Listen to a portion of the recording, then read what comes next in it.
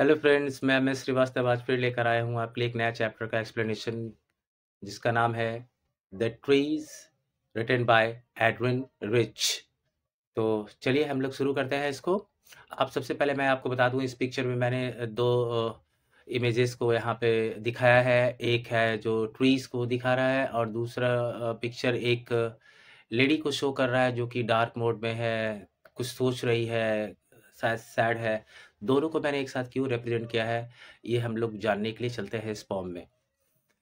The trees inside are moving out into the forest, into the forest that was empty all these days, where no bird could sit, no insect hide, no sun bury its feet in shadow. The forest that was empty all these nights will be full of trees by morning. यहाँ पर मैंने berry को highlight किया है, BURY। Berry का basically meaning दफनाना होता है, अंदर चले जाना होता है। पोएम में इसका मीनिंग हाइड है, डिसअपियर है, टू मेक प्रेजेंस है। तो चलिए हम इसको समझते हैं बेसिकली अच्छे से। First line, the trees are moving out of into the forest. The poetess feels that trees are moving out of the confines of the houses into the open forest. मतलब ऐसा माना गया है कि कुछ घर में जो हम लोग प्लांट लगाते हैं ना, शो प्लांट्स, क्लाइंबर्स वगैरह, शायद उनको रिफर कर रही हैं यहाँ पर ऑथर कि they are moving out of the confines. Confines का मतलब बंधन, of the houses into the open forest. वहां से निकलकर वो लोग ओपन फॉरेस्ट की ओर जा रहे हैं। Further she adds that forest has been empty for past many days. वो कहती है कि बहुत दिनों से फॉरेस्ट जो है ना पूरा खाली हो चुका है। So no birds can be seen as they do not have any trees to sit on. इसलिए कोई भी बर्ड्स दिखाई नहीं देती क्योंकि ट्रीज है नहीं, तो बर्ड्स बैठेंगी कहाँ पे। And no insects can be seen as they do not have any shelter. और ट्रीज नहीं है इसलिए इंसेक्ट्स का भी कोई शेल्टर नहीं है, सो इंसेक्ट्स भी दिखाई नहीं दे रहे। The whole scenario looks unrealistic. लेकिन जब हम लोग इसको पढ़ते हैं और समझते हैं कि trees are moving out into the forest, क्या प्रैक्टिकली पॉसिबल है क्या कि trees are moving out into the forest? Trees कहीं घर से निकलकर फॉरेस्ट की ओर मूव कर रहे हैं, ये प्रैक्टिकली पॉसिबल नहीं लगता।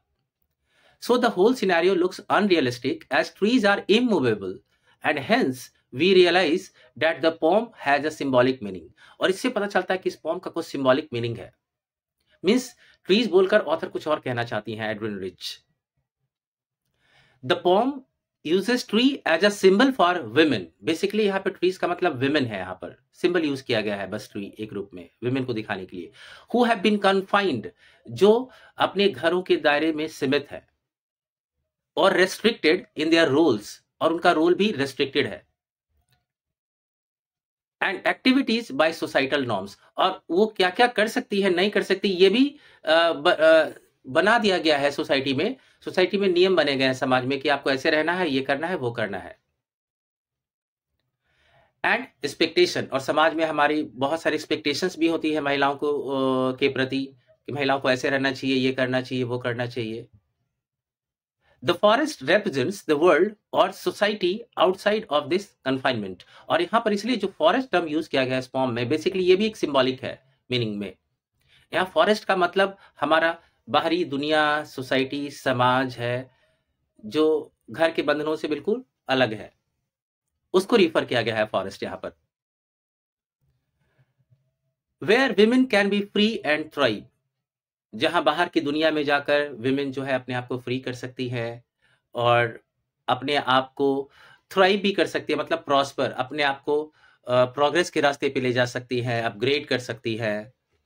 सो women are breaking free from their societal confines. तो जब हम लोग कहते हैं ट्रीज आर मूविंग आउट, तो एक्चुअल में पोएटिस कहना चाहती है कि women आर ब्रेकिंग फ्री, मतलब वो सारे बंधनों को तोड़कर वो बाहर निकलने का कोशिश कर रही हैं। And they are moving into the wider world, और इस बड़ी दुनिया में वो जाना चाहती हैं जहां तक उनकी पहुंच नहीं है। द एम्प्टी फॉरेस्ट रिप्रेजेंट्स, अब यहाँ पे देखा कि आपने ऊपर में लिखा गया था एम्प्टी फॉरेस्ट है पूरा, कोई बर्ड्स नहीं है, इंसेक्ट्स नहीं है, no sun bare its feet. तो एम्प्टी फॉरेस्ट यहाँ पे बेसिकली रिप्रेजेंट कर रहा है द लैक ऑफ प्रेजेंस और visibility of women in the larger society. हमारे इस बड़े समाज में जो महिलाओं की उपस्थिति है वो काफी कम है। जितनी दिखाई देनी चाहिए महिलाएं इस सेक्टर में, उस सेक्टर में वो दिखने मिलती नहीं है, वो देखने को मिलती नहीं है। Where they have been denied the opportunity to participate fully, और इस बाहरी दुनिया में उनको हर जगह जो है फुली पार्टिसिपेट करने का उनको पूरी तरह से मौका नहीं मिल पाता। The images of birds and insects in the poem can be seen as symbols of life and vitality in nature. यहाँ पे पोम में यूज किया गया है बर्ड्स, इंसेक्ट्स। यहाँ पे बताना चाह रहे हैं नेचर में इन सब की वजह से वाइटैलिटी मतलब लाइवलीनेस बनी रहती है। And there absence highlights the emptiness and barrenness of the forest. और ट्रीज में अगर बर्ड्स ही नहीं दिखाई दे, इंसेक्ट्स नहीं दिखाई दे, तो लगता है ना जैसे कि कुछ खाली खालीपन हो। Just as the absence of women in society can lead to a lack of diverse perspective and ideas, ठीक उसी तरह अगर समाज में अगर महिलाओं की उपस्थिति नहीं होती है, उनकी प्रेजेंस दिखाई नहीं देती है डिफरेंट डिफरेंट सेक्टर्स में, तो ऐसा लगता है कि पर्सपेक्टिव्स मतलब जो हमारा व्यू पॉइंट होता है और आइडियाज की कमी दिखती है। जितने आइडियाज और अच्छे आ सकते थे, पर्सपेक्टिव के बारे में लोग जान सकते थे, उनकी कमी महसूस की जाती है अगर महिलाएं कम है किसी पर्टिकुलर सेक्टर में। तो इवन द सन, ऑथर कहते हैं no sun bare its feet, means even the sun can not find any object such as trees और other plants to cast a shadow upon. मतलब सन को भी अपनी रोशनी पहुंचाने के लिए कहीं पे अगर शैडो फॉर्म करना पड़ता है तो उसको किसी चीज से टकराना पड़ता है, रिफ्लेक्ट कराना पड़ता है। तो सन को भी अपना शैडो फॉर्म करने के लिए कोई ऑब्जेक्ट नहीं मिलता उस फॉरेस्ट में, यहाँ पे ये कहना चाह रहा है। तो बेसिकली सन भी यहाँ पर सिंबल है किस चीज का, समरी, इसको भी सिंबॉलिकली यूज किया गया है। सिंबॉलिक इस सेंस में है कि सन को यहाँ पे ब्राइट अपॉर्चुनिटीज के रूप में हम लोग देख सकते हैं। The phrase no sun bearing its feet in shadow can be interpreted as a metaphor for the lack of opportunities or success for women due to societal restrictions and marginalization. मतलब इस लाइन को हम लोग इस तरह भी define कर सकते हैं कि लैक ऑफ अपॉर्चुनिटीज और सक्सेस फॉर विमेन, मतलब महिलाओं के लिए जो अपॉर्चुनिटीज है, अवसर है, उनकी काफी कमी है, उनके सक्सेस होने के चांसेस हमारे समाज में काफी कम है। क्यों? क्योंकि सोसाइटल रिस्ट्रिक्शंस की वजह से, मतलब सोसाइटी में बहुत सारे रिस्ट्रिक्शंस बने हैं कि आपको यही रहना है, यही करना है। और मार्जिनलाइजेशन की वजह से, मार्जिनलाइजेशन मतलब treating someone as if they are not important, मतलब किसी चीज को इस तरह इस नजर से देखना कि ये इंपॉर्टेंट नहीं है, इसको छोड़ दो, मीन्स वो मार्जिनलाइज्ड हो गई हैं। They are denied the opportunity to shine and succeed due to societal limitations. तो no sun bearing its feet का मतलब यही है कि उनको हर तरफ से उनके लिए दरवाजे बंद कर दिए जाते हैं, उनको उतनी फ्रीडम नहीं मिलती ताकि वो भी शाइन कर सकें, मीन्स वो भी ग्रो कर सकें, अपग्रेड कर सके अपने आप को इस सोसाइटी में। लेकिन ये जो सोसाइटल रिस्ट्रिक्शंस है उनको बांध के रखा है। जैसे कि आप देखेंगे पिक्चर भी, दो महिलाएं हैं और बाद में एक ताला लगा हुआ है, बेसिकली ये सिंबल है, बता रहा है कि they are under confines of something. So अब आगे लाइन में देखेंगे आप, वो आपको जल्दी से ले चलता हूं। लास्ट 2 लाइन्स में लिखा है the forest was empty all these nights will be full of trees by morning. Author यहां लिखती है कि they will be full of trees by the morning, means but since they have decided to free themselves from this limitations, trees are moving out, means महिलाएं घर से बाहर निकलने की कोशिश कर रही हैं।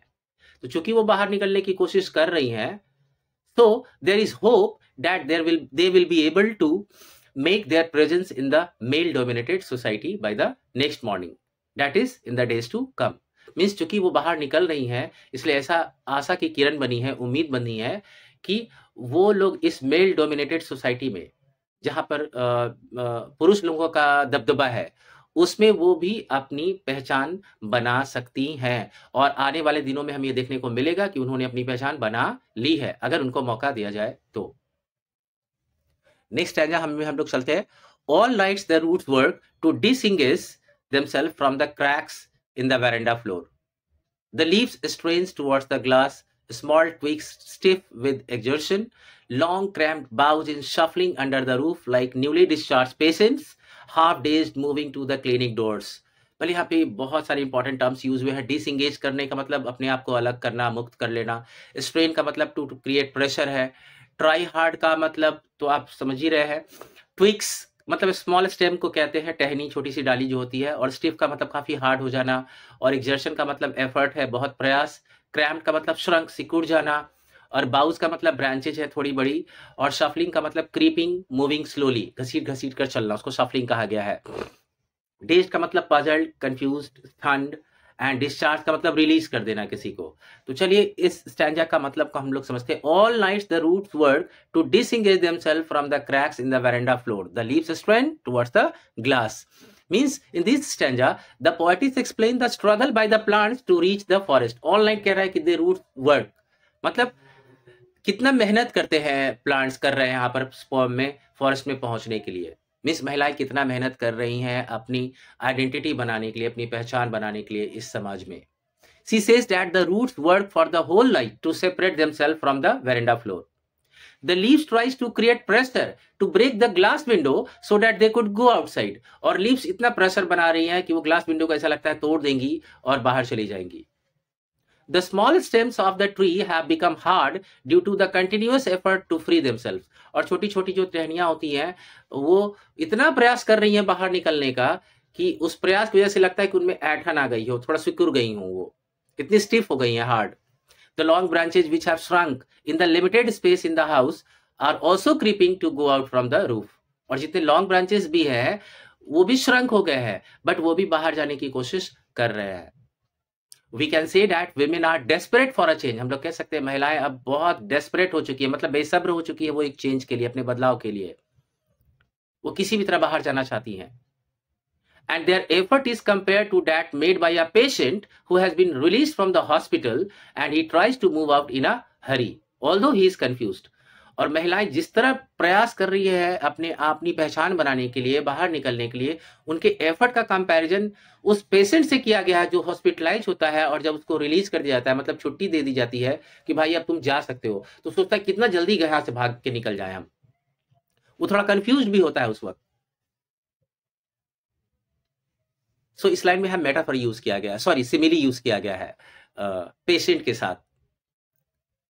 May be because they are half conscious and are under the influence of some medication. आपसे क्वेश्चन आ सकता है कि वो पेशेंट जो है थोड़ा जितने जल्दी में जाने की कोशिश कर रहे हैं, थोड़ा इतने कंफ्यूज क्यों दिख रहे हैं, तो हो सकता है कि मेडिकेशन की वजह से, दवा की वजह से थोड़े हाफ अनकॉन्शियस हो, हाफ कॉन्शियस हो।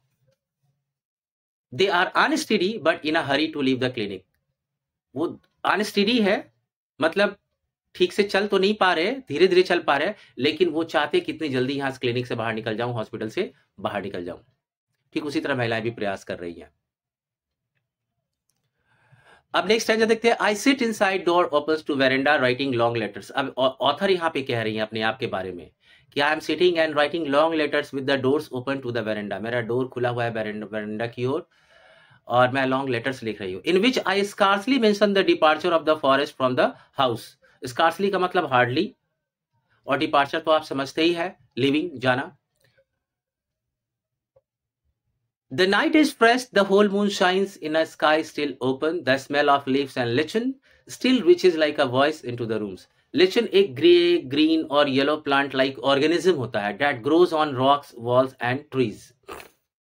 अब इस स्टैंजा का मीनिंग हम लोग समझ लेते हैं। The poetess is sitting inside and writing long letters with the doors open to veranda. She does not mention the trees leaving her house in the letters. वो लेटर में ये नहीं लिख रही है कि ट्रीज जो है अपना घर से बाहर निकलने की कोशिश कर रही हैं या घर छोड़ के जा रही हैं। She says that the night is very clear. She can see the complete moon which is shining. The smell of leaves and lichens is like a voice that is yelling. उनको लग रहा है कि जैसे कि लीव्स का जो smell है और लिचेंस का जिससे उनको साउंड सुनाई दे रहा हो, ऐसा लग रहा है कि वो लोग बुला रहे हैं। And expressing a desire for freedom, और ऐसा मानो कि वो लोग कह रहे हो कि भाई मैं भी आजाद होना चाहता हूं। From the confines of the house, मतलब इस हाउस के बंधन से। My head is full of whispers which tomorrow will be silent. Listen. The glass is breaking. The trees are stumbling forward into the night. Winds rush to meet them. The moon is broken like a mirror. Its pieces flash now in the crown of the tallest oak. यहाँ whispers का मतलब murmur है, मतलब फुसफुसाना, धीरे धीरे बात करना। Stumbling का मतलब लड़खड़ाना है, trip over. Flash का मतलब glare है, shine है। Rush का मतलब general haste, हड़बड़ी। और ओक मतलब एक बहुत बड़ा ट्री होता है, उसको बोला गया है। अब इस स्टैंजा भी ये भी बहुत इंपॉर्टेंट है। ऑथर कहती है my head is full of whispers which tomorrow will be silent, listen. Edwin Rich says that her head is full of the slow sounds made by the trees which are desperate to move out. उनको लग रहा है कि जैसे trees ना धीरे धीरे कोई साउंड क्रिएट कर रहे हैं और मुझे बुला रहे हो कि भाई आजाद करो, मुझे जाना है बाहर। These sounds will not be heard the next day. अगले दिन ये साउंड सुनाई नहीं देगा. The poet asks reader to listen carefully. Poet कहती है listen, कि आप ध्यान से सुनिए इनकी आवाजों को. Because a change is about to take place. Question आ सकता है क्यों बोलती है, तो हम लोग बोलेंगे because it is a change is about to take place. She hears the glass window breaking. उनको लगता है कि ग्लास का विंडो जो है टूट रहा है. And the trees move in a hurry. उससे बाहर निकलकर ट्रीज जल्दी से जा रहे हैं बाहर. They fall on each other in this process. और stumbling word यूज किया गया, मतलब इस प्रोसेस में सभी एक दूसरे पर लड़खड़ाते हुए बाहर निकलने की कोशिश कर रहे हैं. फाइनली वो लोग बाहर जाकर it meets the trees. The moon is like a mirror. और मून को बाहर जाकर एक मिरर के जैसा, बाहर जो मून है अब इस वक्त मिरर की तरह दिख रहा है. And it appears to have been broken into pieces. और ऐसा लगता है ना कि वो कई टुकड़ों में बढ़ चुका है. क्यों? As the shadow of the oak tree divides the moon into many fragments. क्योंकि उस ओक ट्री पे ना मून का शैडो पूरा पड़ रहा है, तो जिस उस शैडो को जैसे लग रहा है मून पूरा डिवाइडेड दिख रहा है. ऐसे जैसे आप मेरे फेस को देखेंगे, मैंने फिंगर से यहाँ ढक लिया है, तो ऐसा लग रहा है कि फेस डिवाइडेड है, उस तरह. अब जल्दी से हम लोग इसके फिगर ऑफ स्पीच को समझ लेते हैं बस 1 मिनट में. Personification, giving human qualities to non human beings is called personification. The trees inside are moving out in the forest. ये लाइन पर्सोनिफिकेशन है, क्योंकि ट्री कैसे मूव कर सकता है. एक्चुअली में यहाँ पे विमेन को दिखाया गया है. सो ये पर्सोनिफिकेशन. सन बेरी इट्स फीट. सन का कोई फीट नहीं होता, सन अपना फीट कैसे बेरी कर सकता है. सो यहाँ पर ये भी पर्सोनिफिकेशन है. Small twigs stiff with exertion. Small tip जो ट्विक्स है, छोटी छोटी टहनियां, वो काफी हार्ड हो गई है अपने एक्सेस एफर्ट लगाकर, तो ऐसा लग रहा है कि इंसान को एफर्ट लगा रहा हो. तो ये भी पर्सोनिफिकेशन है. Long cramp boughs shuffling under the roof. और जो लॉन्ग क्रैम्प रिस्ट्रिक्टेड जो बाउज है, ब्रांच लॉन्ग ब्रांचेस जो है, वो भी शफल कर रहे हैं अंडर द रूफ. तो ये सभी पर्सोनिफिकेशन है. एनाफोरा, कंटिन्यूएशन ऑफ 2 और more consecutive lines with the same word. अगर पोएम का कोई लाइन शुरू हो रहा है, देखिए आप देखेंगे नो इंसेक्ट हाइड, फिर दूसरा लाइन भी नो सनबेरी लिखा हुआ है, मतलब सेम वर्ड से अगर कोई लाइन शुरू हो रहा है, दूसरा भी शुरू हो रहा है उसी से, तो ऐसे टर्म को हम लोग एनाफोरा कहते हैं. Imagery, an image that we picturise in our mind. जैसे to the trees are moving out in the forest, ये इमेजरी भी है. The night is fresh in the rooms, birds, insects, इन सब का इमेजेस को क्रिएट किया गया है ऑथर के द्वारा. Simile, indirect comparison of two unlike things using words like or as. जैसे कि लाइक न्यूली डिस्चार्ज पेशेंट, तो यहाँ पे लाइक ट्रीज का कंपेयर किया गया है न्यूली डिस्चार्ज पेशेंट से, तो इसलिए यहाँ पर हम लोग इसको सिमिली कहेंगे. Alliteration, repetition of consonant sound usually at the start of the words. जैसे लॉन्ग लेटर्स में एल और लेटर्स में एल, दोनों में एल एल को जो मैंने हाईलाइट किया सो ये एलिट्रेशन है. फॉरेस्ट फ्रॉम में एफ एफ देख रहे हैं, और स्काई स्टिल में एस एस. दोस्तों मैंने आपकी सुविधा के लिए सारे क्वेश्चन आंसर भी इस चैप्टर के यहाँ पे मैंने डाल दिया. आप इसको जाकर मैंने इसका पीडीएफ का लिंक भी पोस्ट कर दिया है ऊपर डिस्क्रिप्शन बॉक्स में. आप जाकर वहां पे लिंक पे क्लिक करेंगे, आपका पीडीएफ फॉर्मेट खुल जाएगा, वहां पे कॉपी कर सकते हैं, पढ़ सकते हैं, याद कर सकते हैं. अगर आपको मेरी टीचिंग अच्छी लगती है तो मेरे channel English tutor by M S Srivastava को शेयर